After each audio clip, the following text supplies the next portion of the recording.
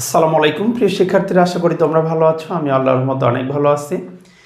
তো বরাবরের মতোই আমি তোমাদের সাথে আজকেও তোমাদের যে অর্গানিক কেমিস্ট্রির চ্যাপ্টারটা রয়েছে, অর্থাৎ খনিজ সম্পদ জীবাশ্ম, এখানকার অ্যালকোহল নিয়ে আজকে কথা বলবো।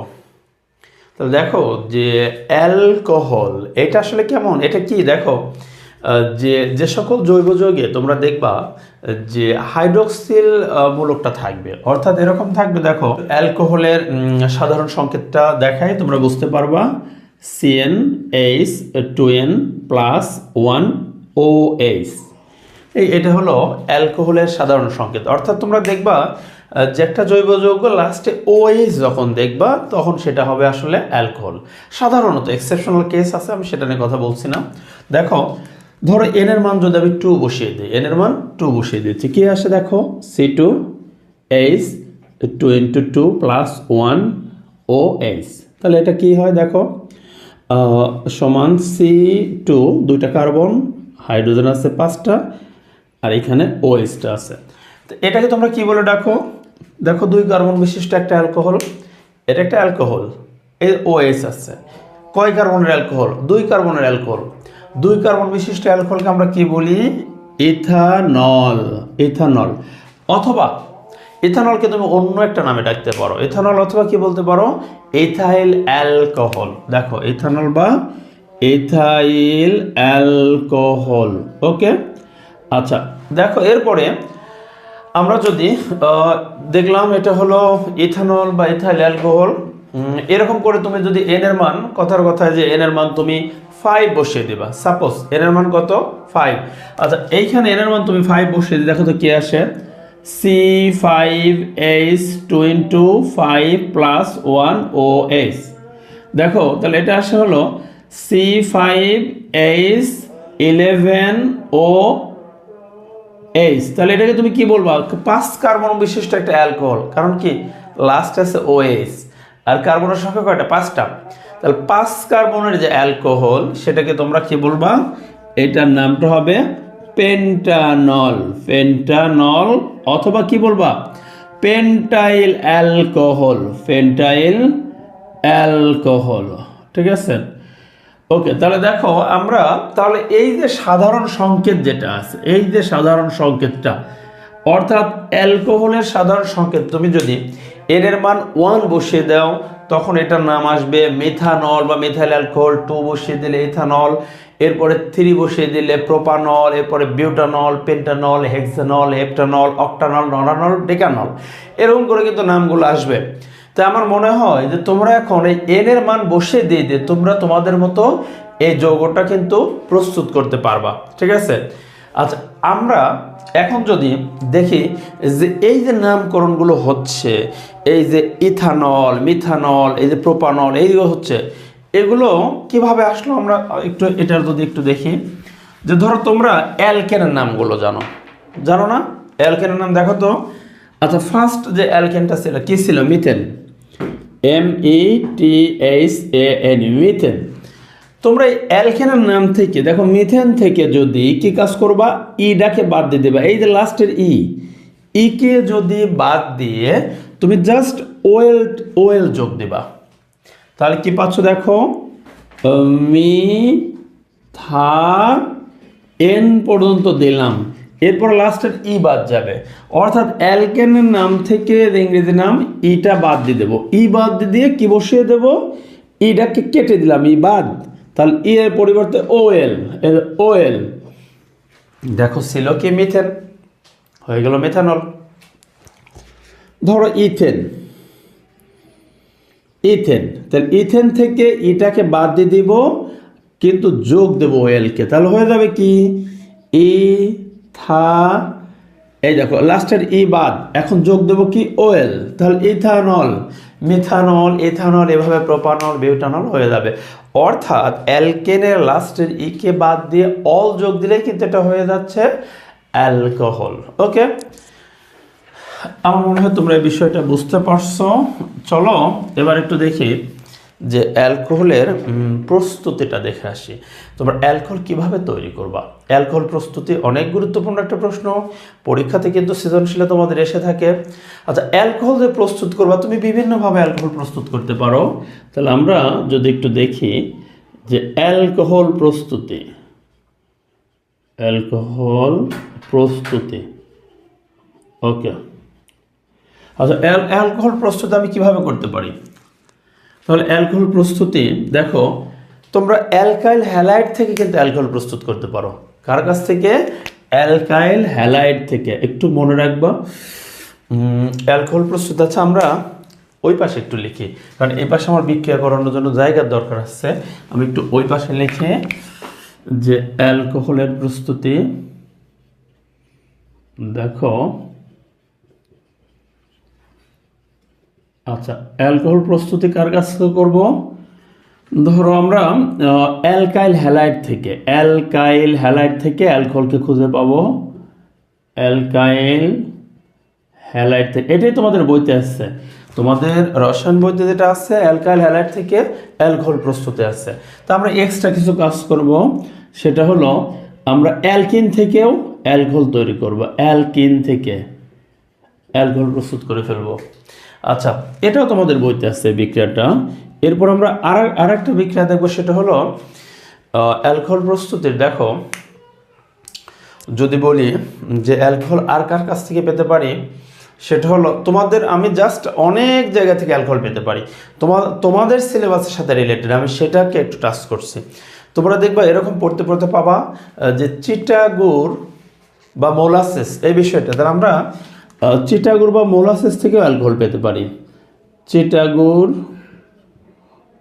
চিটাগুড় থেকে বা মোলাসেস থেকে। তাহলে অ্যালকোহলের প্রস্তুতি অ্যালকাইল হ্যালাইড থেকে, এরপরে অ্যালকিন থেকে, চিটাগুড় বা মোলাসেস থেকে। আর তোমরা আরেকটা জিনিস দেখবা যে গাজন বা ফার্মেন্টেশন প্রক্রিয়ায় স্টার্চ থেকে অ্যালকোহল কিন্তু তৈরি করা যায়। তো আমরা একটু যদি লিখি এখানে যে গাজন প্রক্রিয়ায়, গাজন বা এটাকে আমরা বলি ফার্মেন্টেশন বা চোলাইকরণ প্রক্রিয়ায়, এই প্রক্রিয়ায় কার কাছ থেকে? দেখো, স্টার্চ থেকে অ্যালকোহল প্রস্তুত করা যাবে। ঠিক আছে, ওকে। আচ্ছা, এরপরে আমরা আরও কিন্তু এরকম পাবো যে অ্যালকোহল প্রস্তুতির জন্য। তা আমরা অ্যালকোহল প্রস্তুতি আমরা আরও অন্য জায়গা থেকে করতে পারবো, যেমন আমরা ফ্যাটি অ্যাসিড থেকে অ্যালকোহল প্রস্তুত করতে পারবো কিন্তু। ঠিক আছে, ফ্যাটি অ্যাসিড থেকে পারবো। তাহলে আমি যদি এখানে একটু লিখি ফ্যাটি অ্যাসিড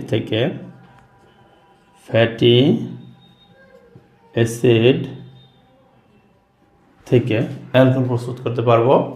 এরপর অ্যালডিহাইড থেকে পারবো,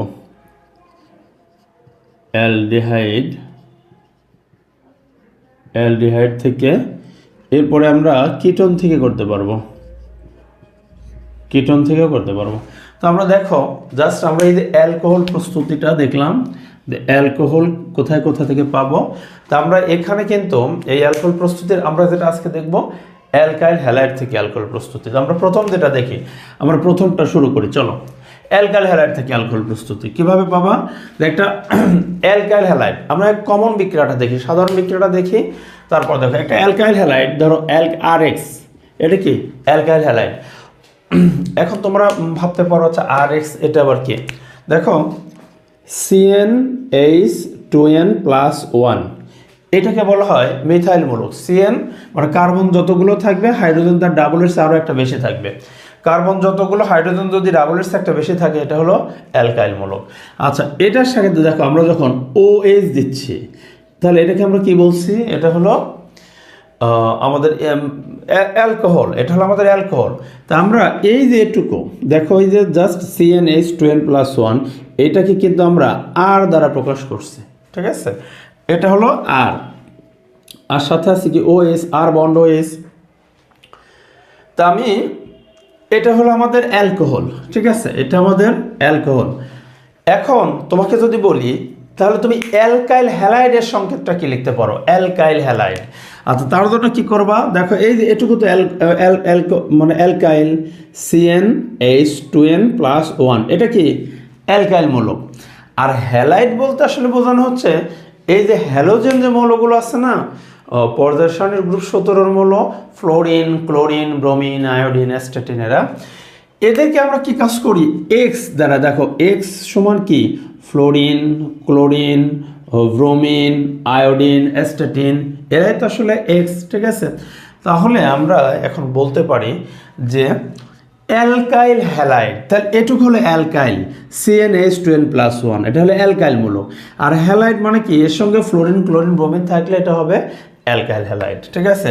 তাহলে এটার সঙ্গে আমরা জাস্ট এগুলো পরিবর্তে কি দিচ্ছি, কমন যে নাম এক্স, তাহলে CnH2n+1 সাথে এক্স যদি থাকে, অর্থাৎ তাহলে এইটুকুর পরিবর্তে আমরা লিখি কি, আর লিখে, দেখো এইটুকুর পরিবর্তে আমরা লিখি হলো আর, তাহলে আর এক্স, তাহলে আরতে বোঝাচ্ছে অ্যালকাইল।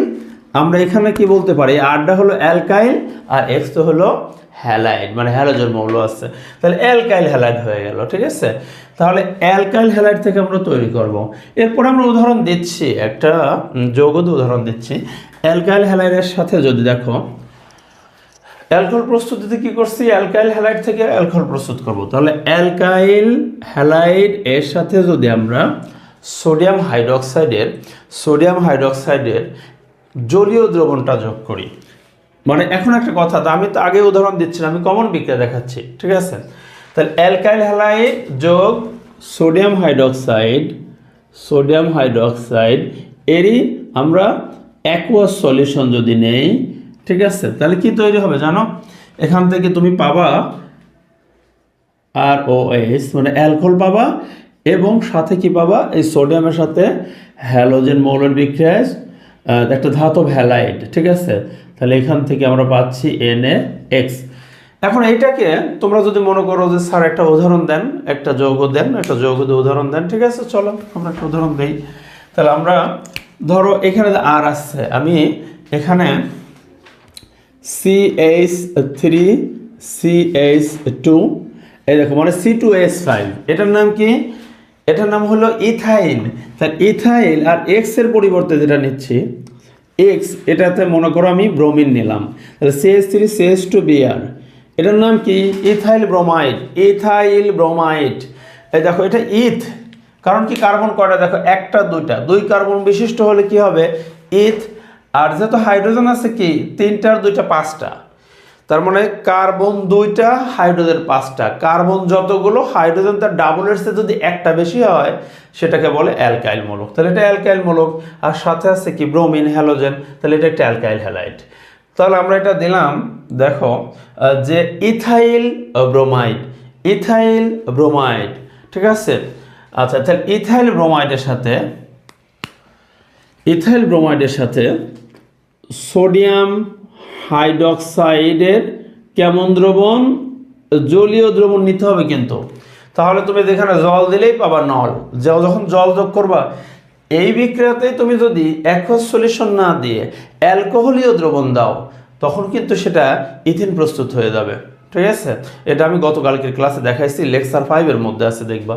তাহলে দেখো অ্যাকুয়াস সলিউশন যখন দিচ্ছি তখন কি তৈরি হবে, এখানে যেহেতু জলীয় দ্রবণ দিচ্ছি তাহলে অ্যালকোহল হবে, এবং সেই অ্যালকোহলের নাম কি, দেখো দুই কার্বন বিশিষ্ট অ্যালকোহল, তাহলে CH3CH2OH, ইথানল। তাহলে ইথানল তৈরি হলো, এই দেখো এইটুকু CH3CH2, আর এই যে OH অংশটা মিলে ইথানল। তাহলে বাকি থাকে কি, এই যে ব্রোমিন এখানে, আর এখানে সোডিয়াম, অর্থাৎ এই যে সোডিয়াম ব্রোমাইড, ঠিক আছে, মানে ধাতব হ্যালাইড NaBr, সোডিয়াম ব্রোমাইড। আমার মনে হয় তোমরা এটা বুঝতে পারছো যে এটা হলো কমন বিক্রিয়া, কারণ কি এখানে তুমি ইচ্ছা করলে এই যে আর, ঠিক আছে, এখানে আমি এনের মান 2 দিয়েছি, অর্থাৎ দুই কার্বন বিশিষ্ট একটা অ্যালকাইল হ্যালাইড দিয়েছি।